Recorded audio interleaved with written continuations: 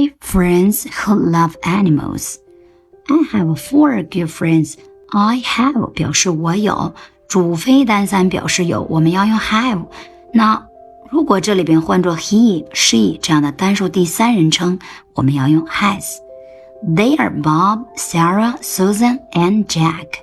All of us like animals.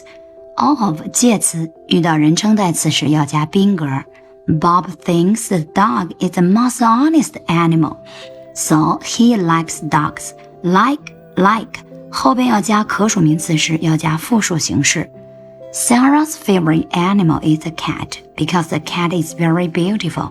Susan likes the dog because the dog is so lovely.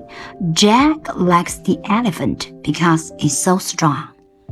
我们来看一下这里边的3个句子。Susan likes, Jack likes, he likes. 主单三动 s， 典型的一般现在时的结构，实义动词时必加 s。 What's my favorite animal? Guess please. 什么是小雅老师最喜欢的动物呢？猜一猜，告诉老师吧。